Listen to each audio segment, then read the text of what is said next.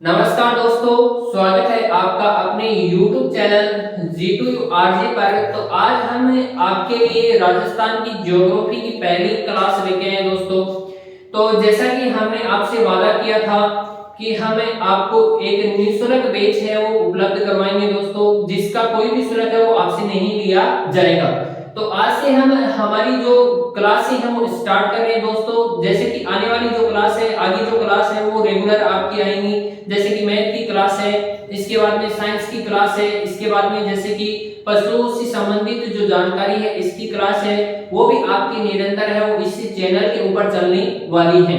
तो अगर मान लो दोस्तों आपने चैनल को सब्सक्राइब नहीं किया है तो चैनल को सब्सक्राइब करें और बेल आइकन को प्रेस करें ताकि आगे आने वाला वीडियो है वो आप तक पहुंच सके। दोस्तों हम आज राजस्थान का भूगोल पढ़ेंगे। तो राजस्थान के भूगोल के अंदर दोस्तों, जैसे कि मैंने आपके इस बोर्ड के ऊपर लिख रखा है कि राजस्थान की स्थिति एंड विस्तार के बारे में आज हम जानने वाले हैं। तो राजस्थान की स्थिति और विस्तार होता क्या है, पहले तो हमें क्या है इस हेडिंग के बारे में जानना है कि राजस्थान का तो हमें पता है, पर राजस्थान की स्थिति एंड विस्तार के बारे में कुछ जो स्टूडेंट्स हैं वो जानते नहीं हैं कि स्थिति क्या होती है, विस्तार क्या होता है। तो मैं स्थिति और विस्तार के बारे में आपको थोड़ा सा बता देता हूं दोस्तों। तो स्थिति का मतलब होता है कि जैसे कि हम स्थिति की बात करते हैं तो या तो ग्लोब पे स्थिति होती है या जो हमारा भारत होता है इसके अंदर स्थिति होती है। तो हम ग्लोब के ऊपर भी भारत की स्थिति की बात करेंगे और भारत के अंदर हम राजस्थान की स्थिति की बात करेंगे। स्थिति का मतलब होता है कि स्थित होना, कहां पर स्थित है, कौन सी दिशा के अंदर स्थित है। इसके बाद में हम बात करते हैं दोस्तों, जैसे कि विस्तार है हमारा। विस्तार का मतलब होता है दोस्तों फैलाव। फैलाव जैसे कि राजस्थान का भारत के अंदर फैलाव कितना है और किस प्रकार से है। तो हम किसकी बात करेंगे, ग्लोब के ऊपर बात करेंगे और हम भारत के अंदर बात करेंगे कि राजस्थान कहां स्थित है, कौन सी दिशा के अंदर स्थित है। तो चलो हम अपनी जो क्लास है इसको स्टार्ट करते हैं। स्थिति एंड विस्तार का आपको पता चल गया है कि स्थिति एंड विस्तार क्या है। तो दोस्तों चलो हम जैसे कि ग्लोब की बात करते हैं। तो ग्लोब तो जैसे कि आपको बनाना आता है दोस्तों, ये लो ग्लोब हमने बना लिया।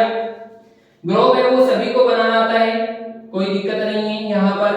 तो लो हमने ग्लोब बना दिया। अब इसकी बात करते हैं ग्लोब के अंदर हम देखेंगे। तो ग्लोब के अंदर आपको क्या है, रेखाओं के बारे में, जो हमारी रेखा है इनके बारे में पता होना चाहिए, जो कि हमारी काल्पनिक रेखा है। तो इसकी हम बात करते हैं। तो पहले ग्लोब को हम बराबर क्या कर देते हैं, दो बराबर भागों के अंदर बांट देते हैं। तो ये तो हो गया हमारा ऊपर वाला भाग और ये हो गया हमारा नीचे वाला भाग। तो इसके अंदर हम ग्लोब के अंदर देखेंगे। तो ग्लोब के अंदर हम यहाँ पर अंकित कर देते हैं जैसे कि 0 डिग्री, डिग्रियों के अंदर चलेगा तो 0 डिग्री हो गया। इसके बाद हम यहाँ पर बात करते हैं तो ये हमारी भूमध्य रेखा हो गई, भूमध्य रेखा। भूमध्य रेखा या इसे विषुवत रेखा के नाम से भी जाना जाता है। इसे 0 डिग्री लाइन भी कहा जाता है। अब देखो जैसे कि इस गोलार्ध के अंदर हम क्या है जो रेखाएं खींचेंगे तो नीचे वाले गोलार्ध के अंदर भी क्या होगा, नीचे वाले गोलार्ध के अंदर भी हम क्या करेंगे, समान रेखाएं खींचेंगे। तो देखते हैं दोस्तों हम इसके अंदर जैसा कि हम देख रहे थे तो यहाँ पर ये ऊपर का भाग है और ये नीचे का भाग है। हम इसे ऊपरी गोलार्ध भी बोल सकते हैं और नीचे वाला गोलार्ध भी हम इसे बोल सकते हैं। तो दोस्तों इसके अंदर हम देखेंगे तो इसे 0 डिग्री लाइन, भूमध्य रेखा या विषुवत रेखा के नाम से जाना जाता है।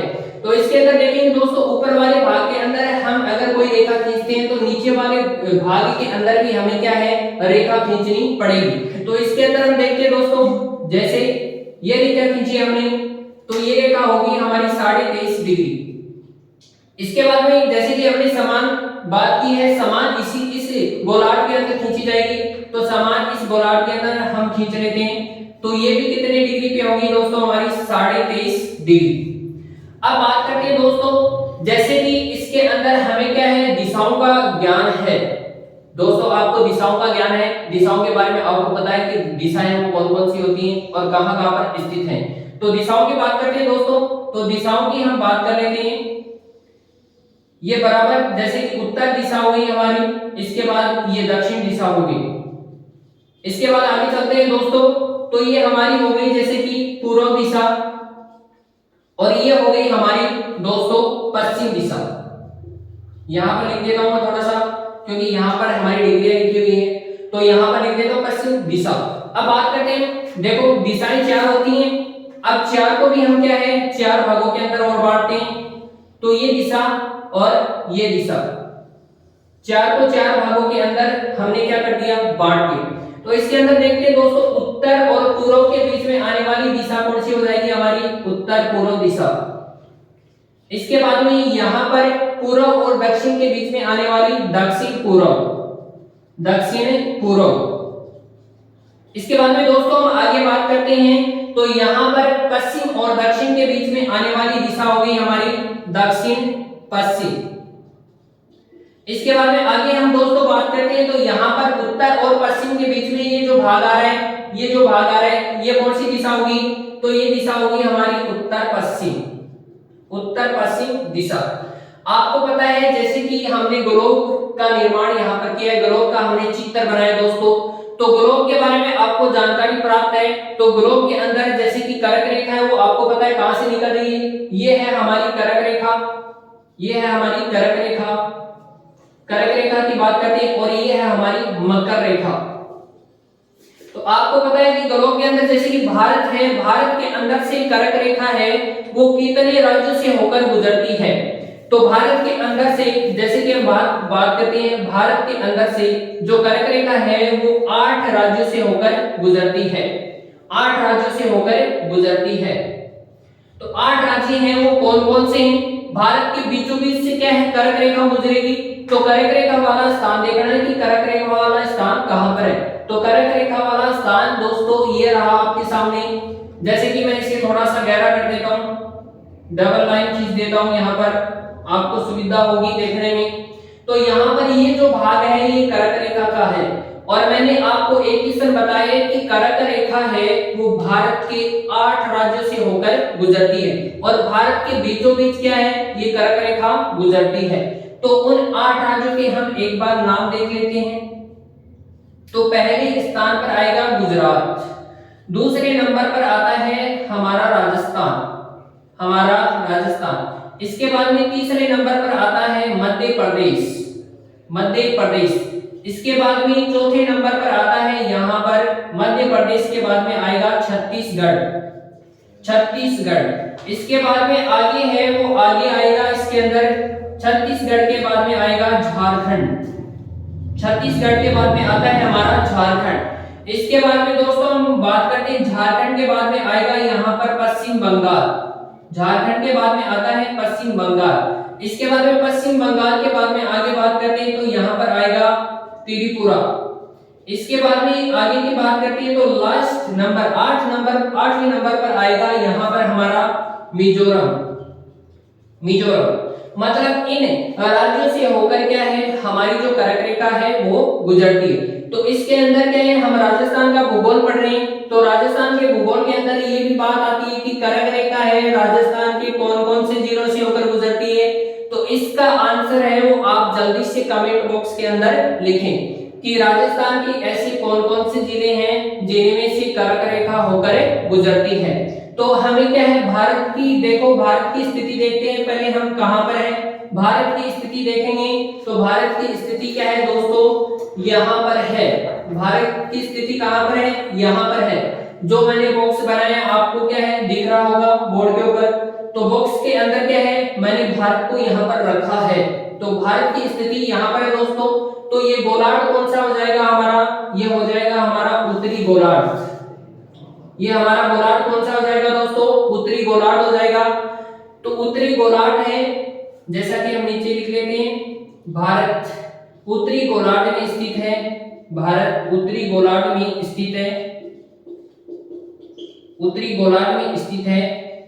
इसके बाद हम बात करते हैं जैसे कि उत्तरी गोलार्ध में तो स्थित है पर दिशा अगर पूछ ली जाए कि उत्तरी गोलार्ध की कौन सी दिशा के अंदर हमारा भारत स्थित है, तो देखते हैं उत्तर और पूर्व के बीच में कौन सी दिशा आ रही है हमारी उत्तर पूर्व दिशा आ रही है।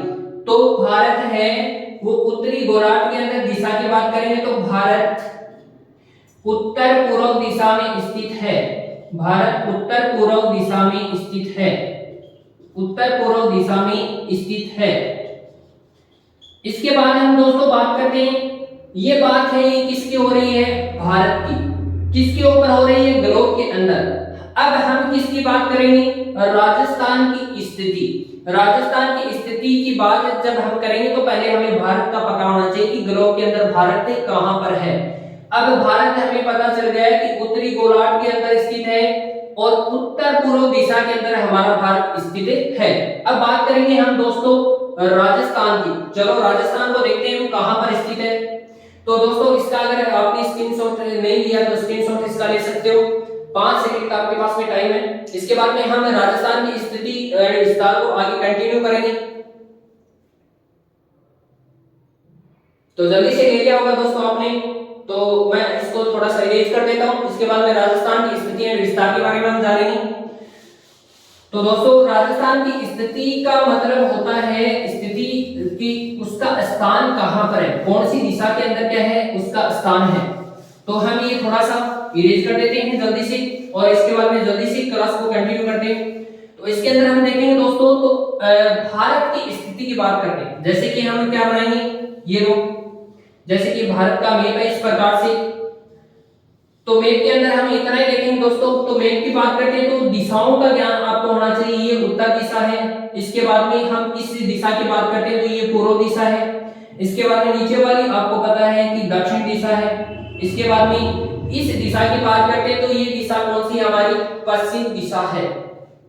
अब बात करते हैं हम, जैसे कि हमने ग्लोब की तो बात कर ली है दोस्तों, अब हम किसकी बात करेंगे आगे। आगे हम बात करेंगे कि भारत के अंदर राजस्थान की जो स्थिति है वो कहां पर है। तो भारत के अंदर हम बात करेंगे, वही दिशाओं का ज्ञान करना है हमें। इस प्रकार से क्या है, दिशाओं का ज्ञान, उत्तर और पूर्व दिशा के बीच में आने वाली दिशा उत्तर पूर्व दिशा।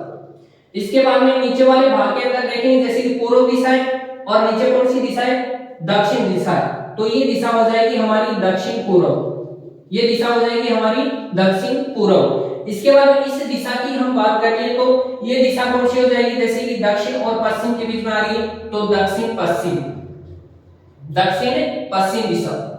इसके बाद में हम यहां पर बात करते हैं दोस्तों तो ये दिशा उत्तर और पश्चिम के बीच में आ रही है तो ये उत्तर पश्चिम, उत्तर पश्चिम दिशा। अब देखो हमें क्या है, आपको जैसे कि पता है कर्क रेखा है वो भारत के बीचों बीच से होकर गुजरती है इस प्रकार से आगे की तरफ। कर्क रेखा है वो गुजर रही है आगे की तरफ इस प्रकार से। तो आपको पता है कि राजस्थान के, जैसे कि मैंने आपको बताया था कि राजस्थान के ऐसे कौन से 2 जिले हैं जिनमें से कर्क रेखा होकर गुजरती है। तो कर्क रेखा है वो राजस्थान की 2 जिलों से होकर गुजरती है, तो डूंगरपुर और बांसवाड़ा। तो इस प्रकार से हम क्या है, जैसे कि राजस्थान की बात करते हैं तो ये हम क्या, ये तो दिशा होगी। इसके बाद ये कौन सी रेखा होगी, कर्क रेखा। तो यहाँ पर इस प्रकार से हम राजस्थान का मैप बनाते हैं, नीचे की तरफ डूंगरपुर एंड बांसवाड़ा। ये जो भाग है, जैसे कि यहाँ पर ये जो भाग है डूंगरपुर एंड बांसवाड़ा का भाग है जहां से कर्क रेखा गुजरती है, ठीक है। तो राजस्थान इस दिशा के अंदर, ये दिशा है वो कौन सी है, ये दिशा है हमारी उत्तर पश्चिम दिशा। तो आपको पूछ ले कि भारत के अंदर, भारत में राजस्थान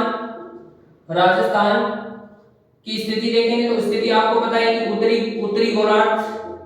इसके बाद में हम आगे की बात करते हैं तो यहाँ पर भारत के अंदर जैसे कि स्थिति है वो कौन सी है, राजस्थान है वो उत्तर पश्चिम दिशा की ओर स्थित है। राजस्थान उत्तर पश्चिम दिशा की ओर स्थित है, उत्तर पश्चिम दिशा की ओर क्या है, स्थित है। तो दोस्तों जैसा कि मैंने आपको बताया है कि भारत में राजस्थान है वो उत्तरी गोलार्ध के अंदर, ठीक है। और इसकी जो दिशा होगी वो उत्तर पश्चिम दिशा होगी। जैसे कि हमने यहाँ मैप के अंदर आपको दिख रहा होगा, मैप के अंदर मैंने राजस्थान है, राजस्थान की जैसे कि आकृति बनाई। आकृति ऐसी क्यों बनाई मैंने, क्योंकि ये राजस्थान है वो क्या है, विषम कोणीय चतुर्भुज के समान है, मतलब पतंग के समान क्या है इसकी आकृति है। तो यहाँ पर क्या है आपको दिख रहा है कि पतंग के समान, तो यहाँ पर क्या है हमारा राजस्थान स्थित है। तो चलो दोस्तों इसका स्क्रीनशॉट लेना चाहते हो तो स्क्रीनशॉट ले लो इसका, 5 सेकंड का आपके पास में टाइम है।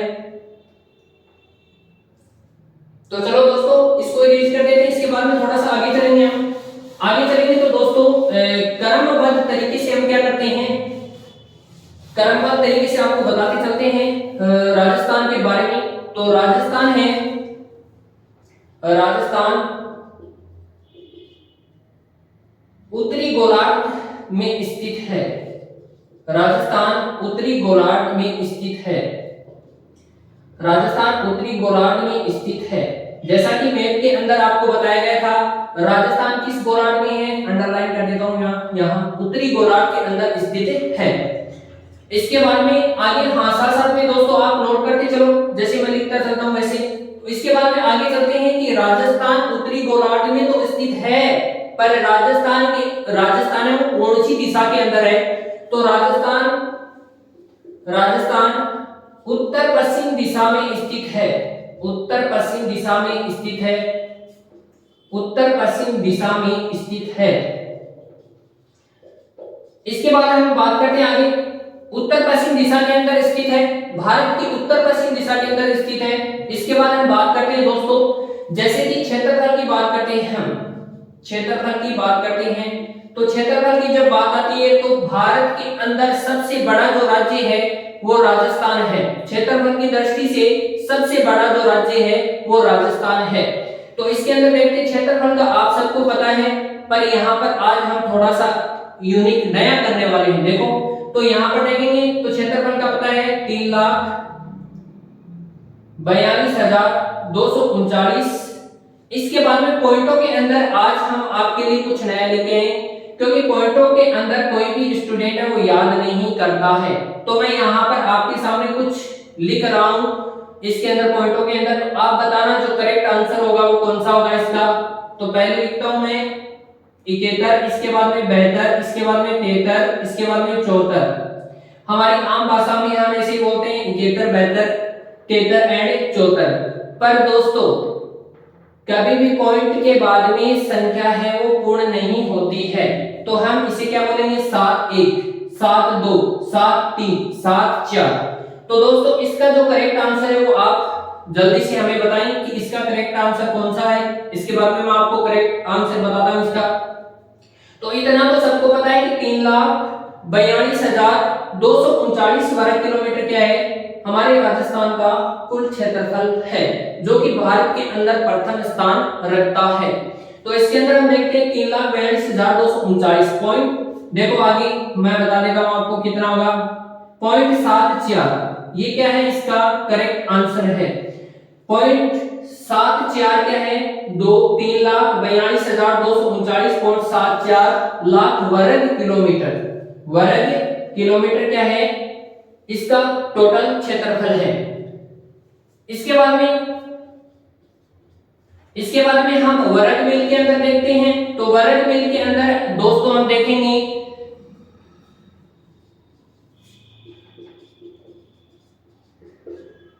इसके बाद वर्ग मील के अंदर हम देखते हैं तो दोस्तों 1,32,139 वर्ग मील है, वो टोटल क्या है हमारा इस क्षेत्रफल का है। तो ये तो हो जाएगा हमारा क्षेत्रफल, और ये किस में हो जाएगा हमारा वर्ग मील के अंदर। तो दोस्तों क्षेत्रफल की बात करते हैं तो भारत का कुल 10.41% ये क्षेत्रफल रखता है। भारत का कुल 10.41% है, ये जो हमारा 3,42,239.74 है, ये पूरे जो भारत का 10.41% भाग है ये हमारा रखता है। इसके बाद में दोस्तों जैसा कि हम बात करते हैं राजस्थान के सबसे बड़े जिले की हम बात करेंगे, तो राजस्थान का सबसे बड़ा जिला है वो कौन सा है, राजस्थान का सबसे बड़ा जिला, राजस्थान का सबसे बड़ा जिला, राजस्थान के सबसे बड़े जिले की बात करते हैं। जैसा कि आपको पता है राजस्थान का सबसे बड़ा जिला कौन सा है, तो राजस्थान का सबसे बड़ा जिला जैसलमेर। राजस्थान का सबसे बड़ा जिला जैसलमेर 11.22% भाग है, ये केवल अकेला रखता है। जैसलमेर है वो कितना भाग रखता है, 11.22% है वो अकेला रखता है। इसके बाद में जैसे कि दोस्तों राजस्थान की नई ज्योग्राफी, क्योंकि नए जिले हमारे बने हैं तो नए जिलों के अनुसार क्या है ज्योग्राफी भी कुछ ना कुछ चेंज हुई है। तो हमें जानना है दोस्तों जैसे कि सबसे बड़ा जिला तो ये रहेगा, पर सबसे जो छोटा जिला है राजस्थान का सबसे छोटा जिला, राजस्थान का सबसे छोटा जिला, सबसे छोटा जिला। तो सबसे छोटा जिला जैसे कि पहले की बात करते हैं, पहले तो धौलपुर को माना जाता है। अब राजस्थान का जो धौलपुर है वो हट गया है छोटे जिले से। अब छोटे जिले की कैटेगरी के अंदर हम दूदू को रखेंगे, दूदू के अंदर रखेंगे, जो कि क्या है जयपुर शहर का क्या है भाग है, जयपुर शहर का भाग है, जिसको अभी क्या है जैसे कि मुख्यमंत्री अशोक गहलोत के द्वारा क्या है घोषणा की गई थी, उसके अंदर क्या है जिलों के अंदर क्या है दूदू को शामिल किया गया था। तो दूदू है वो सबसे छोटा जिला बन गया है। पहले हमारा धौलपुर था, तो धौलपुर को आपको याद नहीं रखना है। अब आपको क्या है सबसे छोटे जिले के रूप में आपको दूदू को याद रखना है। इसके बाद में जैसे कि हम बात करते हैं दोस्तों आगे, तो आगे चलेंगे हम, तो राजस्थान का मध्यवर्ती जिले की हम बात करते हैं। तो मध्यवर्ती जिला है जो पुराने समय में आपको बताया कि मध्यवर्ती जिला कौन सा था, तो हम राजस्थान के मध्यवर्ती जिले की बात करते हैं। राजस्थान का मध्यवर्ती जिला, राजस्थान का मध्यवर्ती जिला तो दोस्तों कौन सा है मध्यवर्ती जिले की हम बात करते हैं, तो नागौर है वो मध्यवर्ती जिला है हमारा। आपको सभी को पता है नागौर क्या है मध्यवर्ती जिला है। अब देखो मध्यवर्ती जिला आ गया। अब देखो राजस्थान के मध्यवर्ती भाग की भी हम बात करते हैं। यहाँ पर राजस्थान का मध्यवर्ती भाग, मध्यवर्ती स्थान है वो कौन सा है, राजस्थान का मध्यवर्ती स्थान, जो मध्य क्या है उसका एक स्थान वो रखता है। तो देखो मध्य स्थान की बात करते हैं तो गगराना, मेड़ता क्या है हमारी जो तहसील है, उस तहसील के अंदर क्या है ये स्थित है। मेड़ता तहसील के अंदर क्या है ये जो गगराना जो क्या है गांव है ये क्या है स्थित है, जो कि क्या है राजस्थान का मध्यवर्ती जो स्थान है वो माना जाता है। इसके बाद में हम आगे बात करते हैं दोस्तों, जैसे कि राजस्थान का हृदय, राजस्थान का हृदय, आप सभी को पता है कि राजस्थान का हृदय किसे कहा जाता है दोस्तों, तो राजस्थान का हृदय है वो अजमेर जिले को कहा जाता है। क्यों कहा जाता है, क्योंकि बीच का जो भाग है वो क्या है अजमेर जिले ने कवर कर रखा है। तो अजमेर जिला है वो राजस्थान का क्या हो जाएगा दोस्तों, यहाँ पर हृदय हो जाएगा। तो अजमेर जिला है वो राजस्थान का क्या है हृदय है। इसका स्क्रीनशॉट लेना चाहते हो तो स्क्रीनशॉट ले लो दोस्तों जल्दी से। इसके बाद में आगे हम कंटिन्यू करेंगे क्लास को।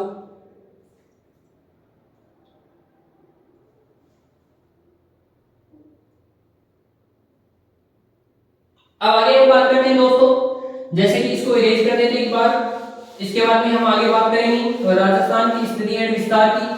तो आप सभी को पता चल गया होगा कि राजस्थान की स्थिति एंड विस्तार है वो किस किस प्रकार से, क्षेत्रफल कैसे इसका किस गोलार्ध के अंदर स्थित है और वर्ग मील के अंदर है वो राजस्थान है वो कैसे फैला हुआ है।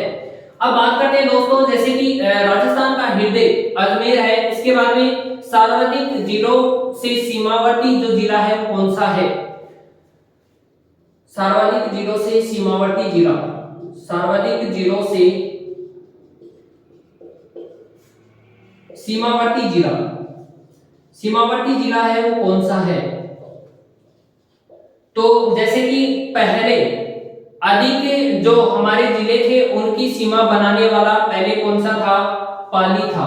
पहले कौन सा जिला था, पाली था, जो कि 8 जिलों की क्या बनाता था, सीमा बनाता था। पर दोस्तों ये गलत है, ये पुराना तथ्य है। अब जो सबसे ज्यादा जो सीमा बनाता है तो वो कौन सा जिला बनाएगा हमारा, तो देखते हैं सीमावर्ती जिला है वो जयपुर ग्रामीण क्षेत्र है वो क्या है सबसे ज्यादा क्या बनाता है, यहाँ पर सीमा बनाता है। अब जयपुर है वो कितने जिलों से सीमा बनाता है दोस्तों, हमारी बात ये भी आ जाती है कि जयपुर है वो कितने जिलों से सीमा बनाता है, तो कुल 10 जिलों से क्या है हमारी सीमा बनाता है। तो 10 जिलों के जैसे कि नाम हम जानेंगे, 10 जिले कौन कौन से हो। कोटपुतली बहरोड पहला जिला, कोटपुतली बहरोड पहला जिला। इसके बाद में दूसरे जिले की हम बात करते हैं तो नीम का थाना जो कि अभी क्या है नया जिला बना है। कोटपुतली बहरोड भी क्या है नया जिला बना है। इसके बाद में हम बात करते हैं डीडवाना कुचामन, डीडवाना कुचामन, ये भी नया जिला बना है, नया जिला गठित किया गया। इसके बाद में हम बात करते हैं सीकर। सीकर के बाद में आगे की बात करेंगे हम। सीकर के बाद में जो हमारा जिला है वो आता है अजमेर। अजमेर के बाद में हम जिले की बात करते हैं तो आता है हमारा दूदू। दूदू के बाद में हम बात करते हैं, अजमेर के बाद में दूदू आता है, दूदू के बाद में टोंक, टोंक आता है, टोंक के बाद में दौसा आएगा, दौसा के बाद में अलवर आता है, दौसा के बाद में अलवर आएगा और अलवर के बाद में जयपुर शहर, जयपुर शहर। तो हमारे कितने हो गए? कोटपुतली बहरोड, नीम का थाना, इसके बाद में डीडवाना कुचामन, इसके बाद में सीकर, इसके बाद में अजमेर, इसके बाद में दूदू, इसके बाद में टोंक, दौसा, अलवर एंड जयपुर। 4 5 6 7 8 9 और टोटल कितने हो गए हमारे? 10 हो गए। तो ये जो 10 जो हमारे जिले हैं ये किसकी सीमा बनाते हैं? सीमावर्ती जिले किसके हैं? जयपुर ग्रामीण के हैं। तो मतलब सबसे ज्यादा सीमा बनाने वाला अब पाली नहीं रहा है। कौन सा हो गया है? जयपुर ग्रामीण हो गए, जिसके अंदर कोटपुतली बहरोड नया जिला बनाए, नीम का थाना नया जिला बनाए, डीडवाना कुचामन नया जिला बनाए, सीकर है, सीकर को संभाग बना दिया गया है। इसके बाद अजमेर, दूदू नया जिला बनाए, टोंक, दौसा, अलवर, जयपुर शहर, जयपुर शहर और जयपुर ग्रामीण 2 भाग कर दिए गए इसके। तो ये क्या है? हमारे टोटल 10 हमारे जिले हैं जो कि क्या है? जयपुर ग्रामीण की सीमावर्ती क्षेत्र बनाती हैं। इसके बारे में हम बात करते हैं। जयपुर ग्रामीण के बाद कौन सा जिला ऐसा है जो कि 8 जिलों से क्या है? सीमा बनाता है। बात करते हैं जयपुर ग्रामीण के बाद, जयपुर ग्रामीण के बाद ऐसा कौन सा जिला है? ऐसा कौन सा जिला है जो 8 जिलों से सीमा बनाता है? 8 जिलों से सीमा बनाता है। तो हम बात करते हैं कि जयपुर ग्रामीण के बाद पहले नंबर पर तो कौन सा है? जयपुर ग्रामीण है, जो कि कितनी 10 जिलों से, सॉरी 10 जिलों से क्या बनाता है? सीमा बनाता है। इसके बाद हम बात करते हैं कि जयपुर ग्रामीण के बाद ऐसा कौन सा जिला है जो 8 जिलों से सीमा बनाता है? तो देखते हैं उस जिले का नाम। तो उस जिले का नाम है हमारा टोंक। टोंक जिला ऐसा है जो कि क्या करता है? 8 राज्यों की सीमा, सॉरी 8 जिलों की सीमा बनाता है। 8 जिलों की सीमा है वो टोंक से लगती है। इसके बाद में हम बात करते हैं, जैसे कि आगे बात करेंगे दोस्तों, सर्वाधिक उपखंड वाला जिला, सर्वाधिक उपखंड वाला जिला, सर्वाधिक उपखंड वाला जिला। तो सर्वाधिक उपखंड वाला जिले के बारे में हम बात करते हैं दोस्तों कि सर्वाधिक जो उपखंड हैं, उपखंड का मतलब होता है जो तहसीलें, सॉरी तहसीलें नहीं उपखंड ही होते हैं, उपखंड है वो कहां पर है? सर्वाधिक उपखंड वाला जिला किस जिले के अंदर सर्वाधिक है वो उपखंड पाए जाते हैं? तो इसके अंदर देखो, जैसे कि जयपुर ग्रामीण है, इसकी बात करते हैं, इसका आंसर होगा दोस्तों जयपुर ग्रामीण। जयपुर ग्रामीण के अंदर सर्वाधिक उपखंड पाए जाते हैं और उपखंडों की संख्या भी हमारी इसके अंदर 13 उपखंड है, 13 उपखंड इसके अंदर पाए जाते हैं। इसके बाद में दोस्तों हम बात करते हैं आगे। तो आगे हम बात करेंगे सर्वाधिक, सर्वाधिक उपखंड हो गए। इसके बाद में हम बात करते हैं सर्वाधिक तहसील वाला जिला। तो दोस्तों इसके अंदर सर्वाधिक तहसील वाला जिला कौन सा है?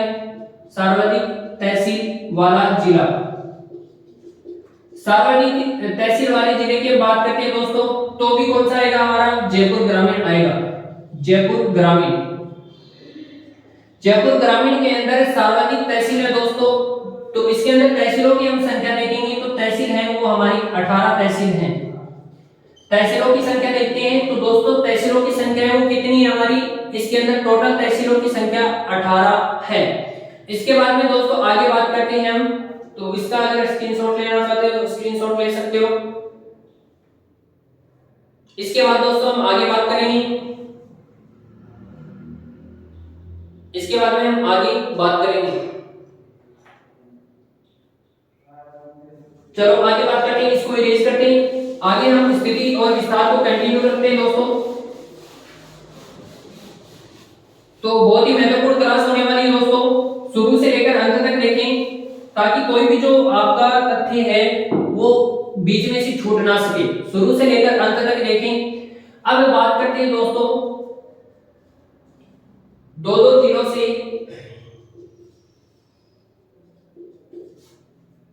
सीमा बनाने वाले जिले। दो दो जिलों से सीमा बनाने वाले जिले मतलब दो दो जिलों से सीमावर्ती जिले हैं वो कौन कौन से हैं, इतने कितने जिले हैं वो सीमावर्ती जिले हैं। तो टोटल हम बात करेंगे तो 7 जिले ऐसे हैं जो कि क्या है सीमावर्ती क्षेत्र के ऊपर स्थित है और दो दो जिले क्या है उनके लगते हैं। तो पहले बात करते हैं हम, पहले नंबर पर आएगा अनूपगढ़। पहले नंबर पर आएगा दोस्तों यहाँ पर अनूपगढ़। अनूपगढ़ के बाद में हम बात करते हैं दूसरा अनूपगढ़ है जो कि नया जिला बना है। इसके बाद में बांसवाड़ा। बांसवाड़ा के बाद में तीसरे नंबर पर आता है झालावाड़। झालावाड़ के बाद में आगे की हम बात करते हैं दोस्तों तो आता है बारा। इसके बाद में 5 नंबर पर आता है दोस्तों बारा के बाद में धौलपुर और 6 नंबर पे धौलपुर आता है। धौलपुर की मैंने आपको एक खास बात बता दी कि धौलपुर पहले क्या था, छोटा जिला था, अब कौन सा हो गया हमारा, दुदू हो गया। तो इसके बाद में धौलपुर के बाद में डीग। इसके बाद में 7 नंबर पर आएगा हमारा खेड़थल। खेड़थल तिजारा। इसकी बात करते हैं दोस्तों जिसके दो दो क्या लगते हैं हमारे सीमावर्ती जिले लगते हैं। तो पहले हम बात करेंगे अनूपगढ़। अनूपगढ़ है वो नया जिला बना है तो किससे अलग हुआ है, पहले आपको ध्यान में रखना गंगानगर। गंगानगर से ये जिला अलग हुआ तो गंगानगर है वो पहले स्थान पर आएगा। इसके बाद में बीकानेर। गंगानगर के बाद में दूसरे नंबर पर आता है दोस्तों यहाँ पर बीकानेर। इसके बाद में बांसवाड़ा है। तो बांसवाड़ा के अंदर हम देखेंगे तो डूंगरपुर और प्रतापगढ़। डूंगरपुर और प्रतापगढ़। इसके बाद में हम झालावाड़ की बात करते हैं दोस्तों तो झालावाड़ के अंदर देखेंगे झालावाड़, झालावाड़ और कोटा। झालावाड़ और कोटा क्योंकि सीमावर्ती भाग है, सीमावर्ती जो जिले हैं झालावाड़ और कोटा। इसके बाद में सॉरी कोटा और बारा। कोटा और बारा आएगा इसमें, बारा और कोटा।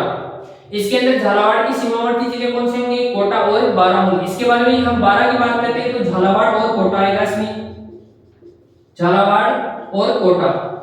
इसके बाद में बात करते हैं आगे दोस्तों जो हमारा धौलपुर है तो धौलपुर का पता ही आपको भरतपुर और करौली। धौलपुर के अंदर कौन से आएंगे हमारे भरतपुर और करौली। भरतपुर और करौली है वो जिले आते हैं। इसके बाद में डीग की बात करते हैं जो कि नया जिला है तो डीग के अंदर भरतपुर और अलवर। डीग के अंदर हम देखेंगे तो भरतपुर और अलवर, भरतपुर और अलवर आएंगे। इसके बाद में हम आगे की बात करते हैं दोस्तों तो आगे अलवर प्लस अलवर और कोटपुतली बहरोड। कोटपुतली बहरोड ये क्या है दोस्तों, इसके अंदर जो हमारे दो दो जिले हैं वो सीमावर्ती जिले हैं जो सीमा बनाते हैं वो क्या है, दो दो जिले हैं। अनूपगढ़ के साथ में गंगानगर और बीकानेर सीमा बनाता है। बांसवाड़ा के साथ में डूंगरपुर और प्रतापगढ़ सीमा बनाता है। इसके बाद में झालावाड़ के साथ में बारा और कोटा सीमा बनाता है। इसके बाद में हम बारा की बात करते हैं तो बारा के साथ में झालावाड़ और कोटा सीमा बनाता है। इसके बाद में धौलपुर की बात करते हैं तो धौलपुर के अंदर हम देखेंगे तो भरतपुर और करौली सीमा बनाते हैं। इसके बाद में डीग की बात करते हैं तो डीग के अंदर बात करते हैं कौन कौन से जिले सीमा बनाते हैं, भरतपुर और अलवर। इसके बाद में खेड़थल तिजारा तो अलवर प्लस कोटपुतली बहरोड क्या है सीमा बनाते हैं। तो दोस्तों ये हो गए हमारे 7। टोटल जिलों की संख्या कितनी है, 7 जो कि सीमावर्ती क्या है जिले बनाते हैं, सीमावर्ती जिले लगते हैं। इसके बाद में दोस्तों हम आगे चलते हैं कि दो दो जो राज्य हैं, दो दो राज्यों से सीमा बनाने वाले जिले हैं वो कितने हैं। तो बात करते हैं आगे। स्क्रीनशॉट ले लिया तो दोस्तों इसका स्क्रीनशॉट ले लें, 5 सेकंड का आपके पास में समय। दो राज्यों से सीमा बनाने वाले जिलों की हम आगे बात करेंगे। ये तो है हमारे दो दो जिले हैं वो जिलों से ही क्या बना रहे हैं, सीमा बना रहे हैं। अब राज्यों की हम आगे बात करेंगे तो चलो इसको इरेज कर देता हूं मैं। तो क्लास है बहुत ही महत्वपूर्ण होने वाली दोस्तों आपके लिए, क्योंकि न्यू ज्योग्राफी वो हमने इसमें ऐड की है सारी की सारी। अब देखो दोस्तों हम आगे बात करते हैं दो दो जैसे कि दो दो राज्यों से सीमा बनाने वाले जो जिले हैं वो कितने हैं। दो दो राज्यों से सीमा बनाने वाले जिले, राज्य से सीमा बनाने वाले जिले, बनाने वाले जिले। तो दोस्तों जैसा कि आपको पता है दो दो राज्यों से सीमा बनाने वाले जिले हैं, उनकी संख्या टोटल 4 है। उनकी संख्या टोटल कितनी है दोस्तों? 4 है। अब 4 है वो कौन कौन सी है? जैसे कि पहला है, पहले नंबर के ऊपर हम देखेंगे तो हनुमानगढ़, हनुमानगढ़। इसके बाद में दूसरे नंबर पर आता है दोस्तों डीग, जो कि क्या है हमारा नया बना है। इसके बाद में तीसरे नंबर पर आता है धौलपुर। इसके बाद में चौथे नंबर पर आता है हमारा यहाँ पर धौलपुर के बाद में बांसवाड़ा। अब जैसा कि आपको ये पता होना चाहिए कि पहले कौन सा आता था यहाँ पर डी, यहाँ पर कौन सा आता था पहले, जैसे कि हनुमानगढ़ के बाद में जैसे कि हम बात करते तो अलवर, अलवर का क्षेत्र है, अलवर का क्षेत्र है डी। तो ये क्या है, ये जिला बनने के बाद में क्या है, ये भाग है ये लगने लग गया है। अलवर है वो क्या है दूसरी दिशा के अंदर क्या चला गया। ये जो भाग है ये क्या है किससे लगने लग गया, हमारा यूपी से लगने लग गया है। तो हम बात करते हैं हरियाणा प्लस यूपी से लगेगा। तो हम हनुमानगढ़ की बात करते हैं तो हनुमानगढ़ के अंदर हम देखेंगे पंजाब, पंजाब से लगती है प्लस हरियाणा, पंजाब और हरियाणा। इसके बाद में डीग की बात करेंगे तो डीग की हम बात करते हैं तो इसके अंदर कौन कौन से जिलों से क्या है सॉरी राज्यों से सीमा लगेगी, तो हरियाणा, हरियाणा और यूपी, हरियाणा और यूपी से क्या है किसकी सीमा लगती है, डी। इसके बाद में हम बात करते हैं आगे धौलपुर की। तो धौलपुर के आपको पता है उत्तर प्रदेश, यूपी और एमपी, उत्तर प्रदेश और मध्य प्रदेश दोनों राज्यों से सीमा लगती है धौलपुर जिले। इसके बाद में बांसवाड़ा की बात करते हैं तो बांसवाड़ा मध्य प्रदेश और गुजरात, मध्य प्रदेश और गुजरात की सीमा है वो बांसवाड़ा जिले से लगती है। तो हमारे दो दो राज्यों से सीमा बनाने वाले जिले कितने हो जाएंगे, हमारे 4 हो जाएंगे। इसके बारे में हम बात करते हैं तो दोस्तों नवीनतम जिलों की हम बात करेंगे थोड़ी सी। इसका स्क्रीनशॉट लेना चाहिए तो स्क्रीनशॉट ले सकते हैं दोस्तों इसका। इसके बाद हम बात करेंगे आगे नवीनतम जो जिले हैं उनकी घोषणा है वो कब होती है कब नहीं होती है। तो इसको मैं इरेज कर देता हूं दोस्तों, तो स्क्रीनशॉट है वो आपने ले लिया होगा दोस्तों। तो अब हम बात करते हैं आगे जो नवीनतम जो जिले हैं हमारे जिनकी बजट के अंदर घोषणा हुई है वो कब हुई है। तो इसका जो जिक्र है वो दोस्तों हम अगली क्लास के अंदर करने वाले हैं। तो इस क्लास को आप शुरू से लेकर अंत तक देखें ताकि कोई भी जो आपका महत्वपूर्ण तथ्य है वो छूट ना सके।